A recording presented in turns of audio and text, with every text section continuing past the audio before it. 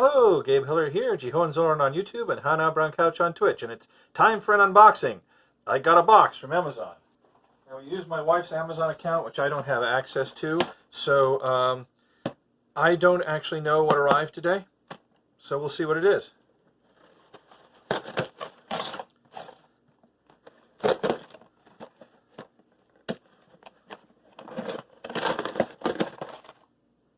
Wow, nice sturdy letter opener there. It is very light. It weighs almost nothing. I'm not sure what I ordered that could weigh so little, but we'll find out in a moment here. It is an A9 HD battery IP camera. Alrighty.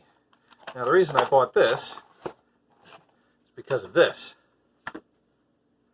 Let's open it first though.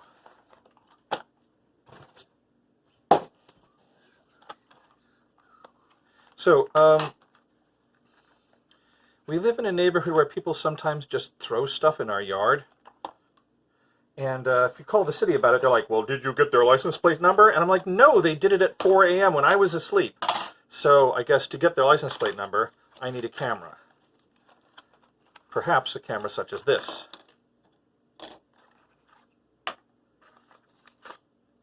We shall see. The YSX Lite. It does in fact have English instructions. See what they say. 1. Connect the machine's own hotspot. Oh, okay. So this is not information about the device. This is what to do. Okay. We will do that later. It uses this battery that kind of looks like a pack of drugs, and then at some point you put it together. Maybe I should wait to put it together until I've read the instructions, but in any case, this is what we've got. We've got a camera with buttons and a place for an SD card. Very important. I wanted to be able to get the photos off via an SD card so that I don't have to hook this up to my Wi-Fi network or cellular network or whatever. So yeah, cool. We've got this, which attaches to this via a magnet and maybe holds it in place as long as the wind isn't stronger than that. Yeah. Oh, and a sticker so we can stick it to stuff. And a cable so that we can run it off of power. Cool. So this is what we originally bought to solve this problem, a trail cam.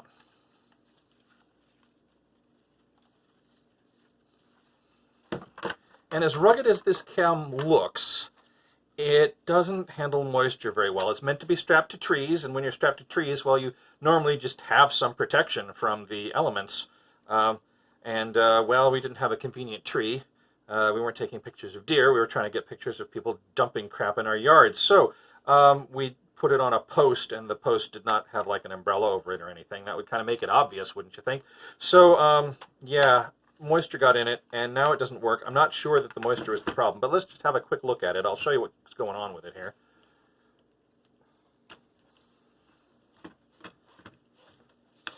You may have seen some photos from this. It worked quite well for at least a year and a half, maybe 2 years. I'm trying to remember exactly how long we've had it. It's a muddy trail cam.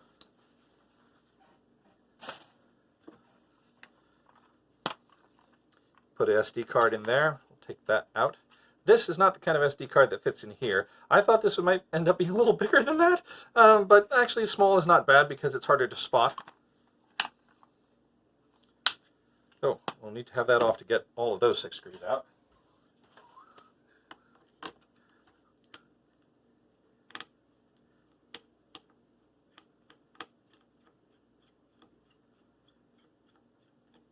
Oh, well, first let me show you actually what it does. So you put this in, and you're supposed to, oh, and you fill it with batteries, like so. And then you turn it on, and something's supposed to happen on this screen. It's supposed to show you stuff indicating that you've turned it on, and it's supposed to start taking photos too. It doesn't do either of those things anymore. Tested the batteries. They all have good charge.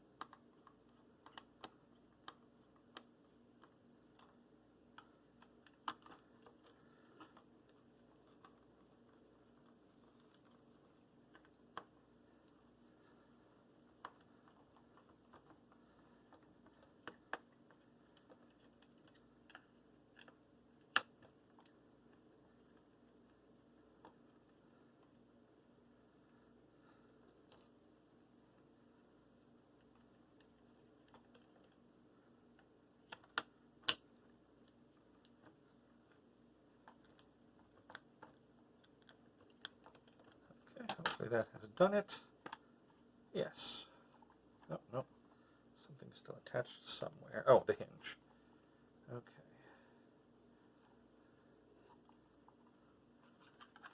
There we go. This is what it looks like inside. And if I further remove this, which, there are the screws.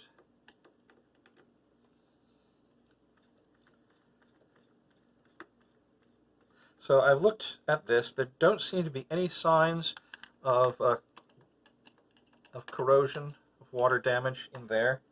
Now I'm not an expert on water damage, but the boards look really, really clean, and it's got this nice seal on it. So I'm suspecting that if there's a problem, it's with this electronics over here and the battery compartment, because I've actually gone out to change the batteries and found like water dripping out of the battery compartment before. But, you know, I just let it dry, and then I put new batteries in, and then it worked. But this time, it didn't work.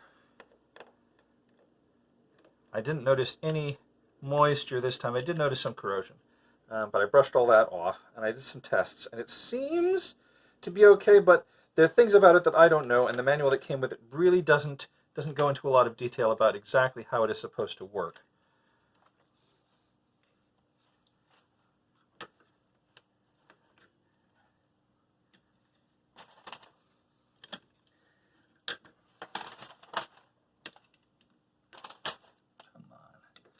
Got you out here before. There we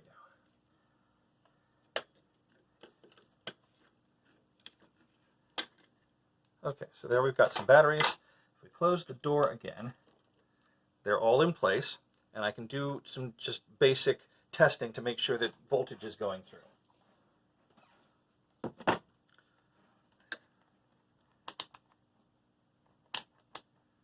We'll set the tester of the beast to 20 volts.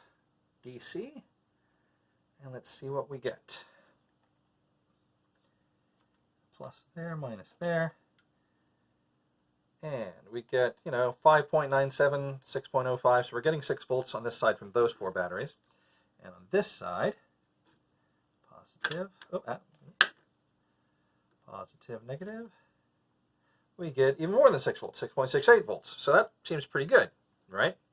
But then, if we test where the voltage is going to the board, here and here,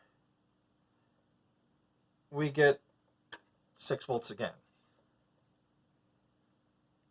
And this is the point where I don't know what to do.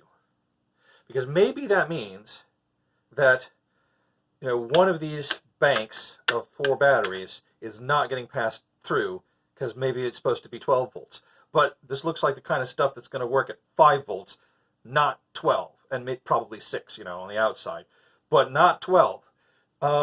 So, and I don't see anything here that looks like it's going to be changing voltages. Maybe there is, I don't know, because I don't know this stuff very well.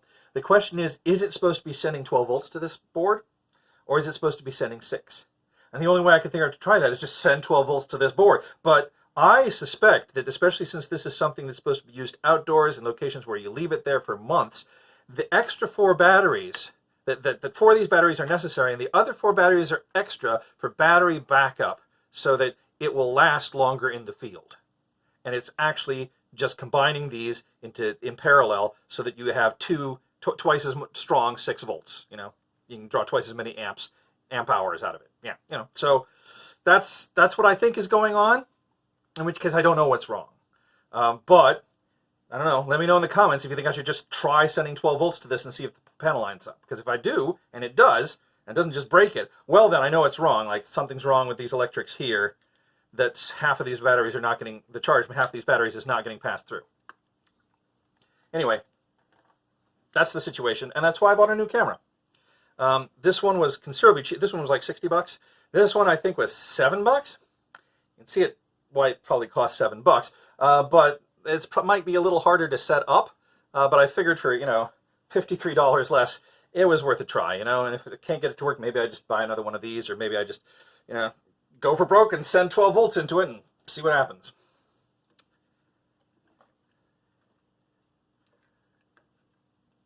Nope, not yet. First we put this back on.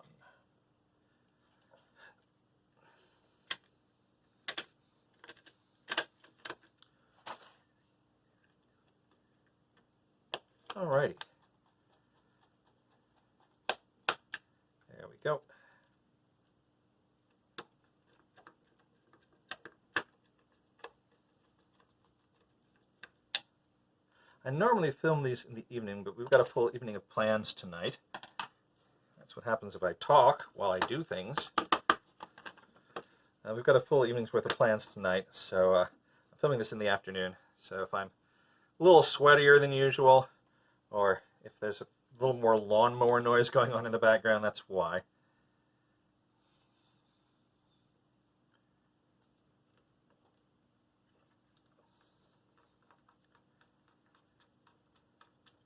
Now this one's fallen out. Where did it go?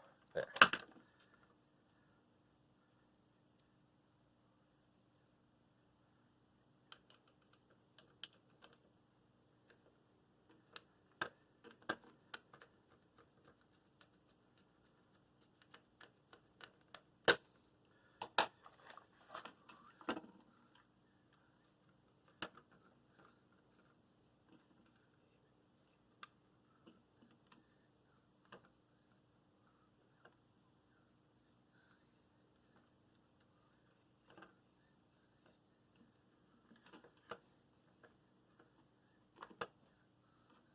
All these little tabs that stick up here, tiny little short posts that stick up here, and that helps you line up the seal.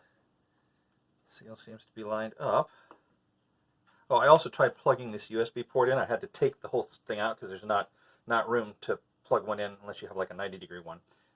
So I took this out and I plugged it into my laptop, and it registered as a device, but it couldn't find any drivers for the device. And not only could it not find any drivers for the device, it said that that was correct. Yeah. It said, yeah, the device is working great, we just have no drivers. So I kind of suspect that there just aren't any drivers for the device. I don't know. It's not meant to be connected that way. You're meant to just take the SD card out, you know.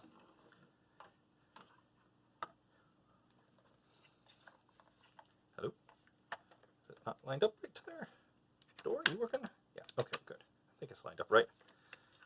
I'll close this while I put the first 5 screws in, so that will help hold it in place. Nope, looks like there's already a screw in there.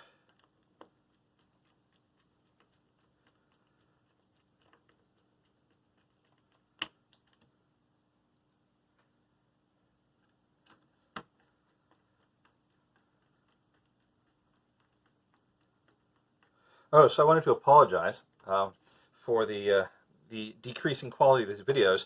I was able for a while to use my wife's old Google Pixel 4 to film at 60 FPS or higher resolutions because she had moved on to another phone. She started having problems with her Google Pixel 4. It had started to boot loop. We did eventually fix that, but in the meantime, she got herself another phone. The problem is the new phone did not support eSIM, so she had to get a SIM from Google because we're on Google Fi. And, well, after about 2 or 3 months, that SIM just stopped working. And apparently this is a known problem that Google is working on, though they've been working on it for, I don't know, 3-4 weeks now. So Sarah's just gone back to using her Google Pixel 4, and I can't use it for filming anymore.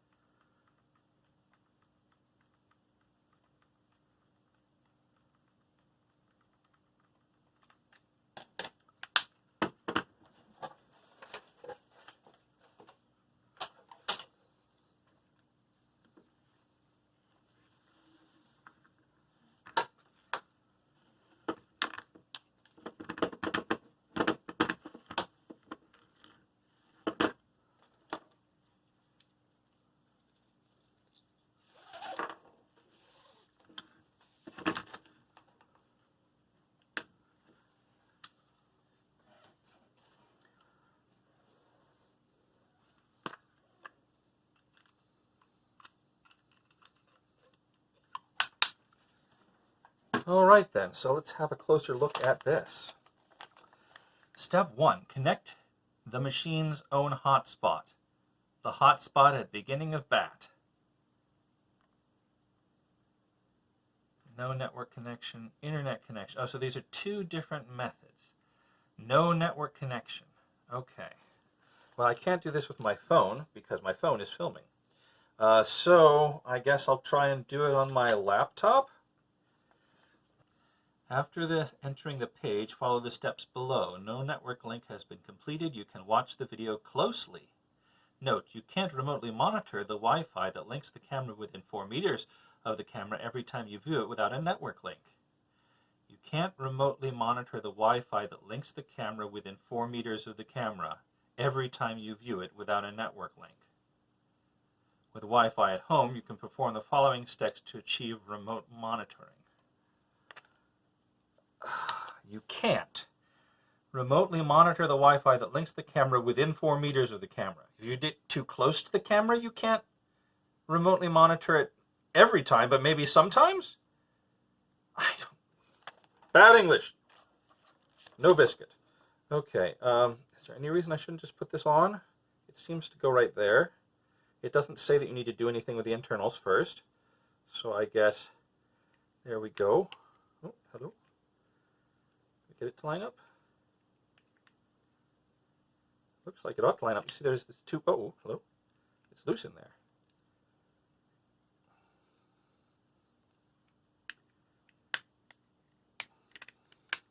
Doesn't like to line up.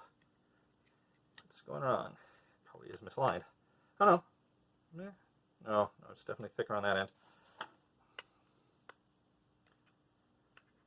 wish I'd used a knife. I don't know what happened to the knife that I've been used to use for opening things. Nope. Okay, so is there any other reasonable way to think that this would work? Not really. I think that should line up with that. And it seems like it ought to. Is one... Oh, one side's taller than the other. Wow. Okay. Let's try it the other way. Oh, yes.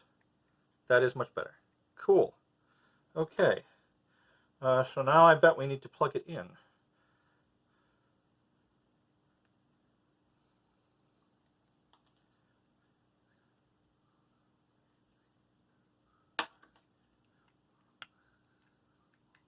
Is this the wrong plug? No, it's the right plug. Ah! What the heck? Why do you work so weirdly?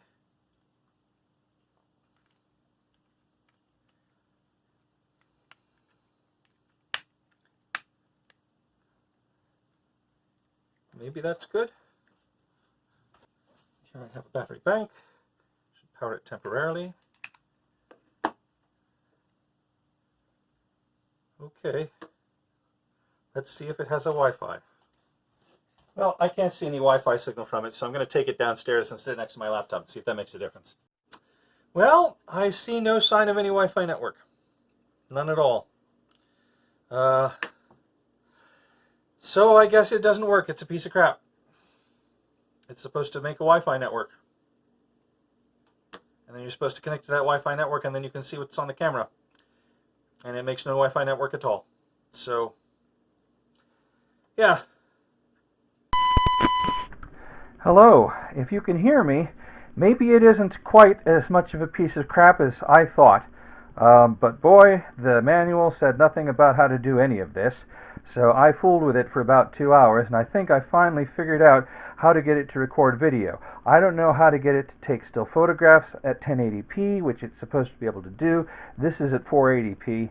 But what I did was I plugged it in. When you plug it in, the red light will turn on, indicating that it's charging. It's not the power light, it's the charging light, apparently.